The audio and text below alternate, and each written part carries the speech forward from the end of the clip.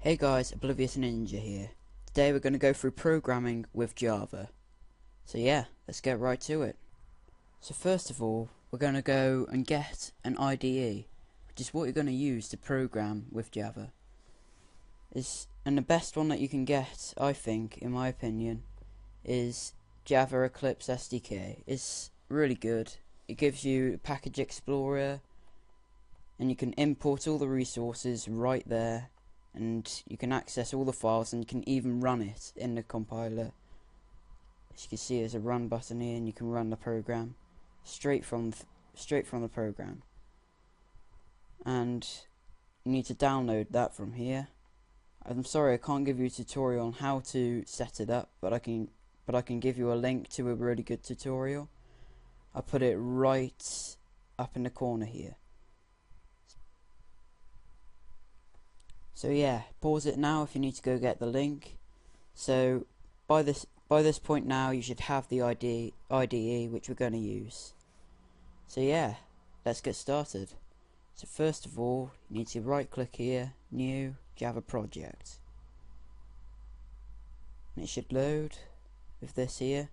You can give it any name. I'm just going to call it tutorial, and I'm going to be using Java SE 1.7. So yeah, we've got that. Just everything else should be fine. Just click finish. And as you can see in here, we've got an src file, and that's where you keep all of your classes, which all go in here. But what you need to do first, you need to put in a package, and usually you use like backwards websites, but it makes like files, which is where you store all of the code and that. So yeah, what I'm going to do, I'm just going to put net.tutorial.src. So this is going to make a net file, which in there is going to be a tutorials file, and then in there is going to be an src file. So if you click finish, and as you can see, it's completely white, so the package is empty. So what we're going to do, we're going to click new class, and we can call this test. It's going to make this into a Java file. Make sure that inherited abstract methods is ticked, and there we go. See, it's got a package thing up here because of the package there, and it's going to say public class test. So this is the main class where you're going to put all your code in. So the first thing we're going to do in this tutorial is make a hello world program. So what we're going to do is we're going to make a public static. It means it can't be modified by any other objects. Void means it's not going to give out a value. And main, we're going to call it main because it's going to be the main class. It's just going to run that straight off. So it's just going to run that straight off. And we need to give it some parameters. So we're going to give it string. I'm going to make it square brackets there. Args. And then you need squiggly brackets here. And then we're going to do capital S system.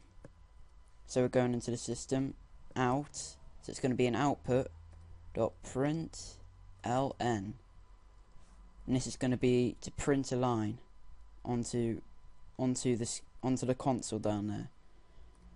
And we're going to just simply print hello world. And now if we run this, save it, should say down here hello world. So yeah, that's quite easy. We've got a hello world program right here.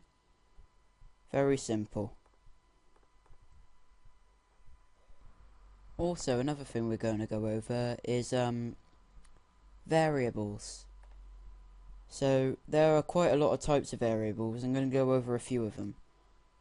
So one that you'll use a lot is an integer.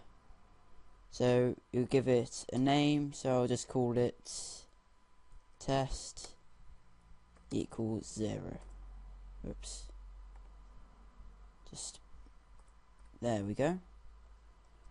So yeah, int is the first one. It's just a basic number, any number whatsoever, without a decimal though. I don't think anyway. I don't think you can have it as a decimal. No, it won't let you. But one that you can have as a decimal is double. So you can have double equals 0.5. And it should let you have that. Yeah. So you can have decimals if you have a double. And you could have a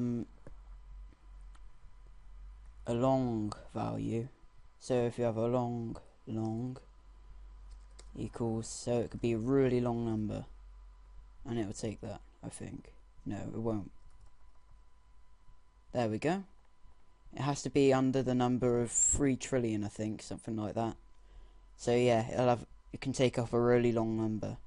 I think you can go into minus numbers of this as well. Yep, you can. So yeah, we have long, we have double, and we have integers. And also there is float, and they're basically values which are used in games for like strength and thickness and stuff. I think, I'm not sure. Yeah, there we go. You need to have an F after it to show that it's a float. Otherwise it just won't have it. If we take that out, it should say there's an error. Yeah. So you need to have an F there for it to be a float. Otherwise it won't be happy. So yeah, it should come up with an error if you don't give it any of that. Also, there's another thing which isn't a number. It is a Boolean. Whoops. And we can set it to true or false. And it will take it true or false. So yeah, we have all of these. These are the ones that I know so far. They're all the ones I know. So yeah, that's all I have to say really for this tutorial. In the next tutorial we're going to go over if statements, which are really good. So we're going to use some of these ints, doubles, longs, floats and stuff. And we're most likely going to be using Booleans here. So yeah, see you on the next tutorial.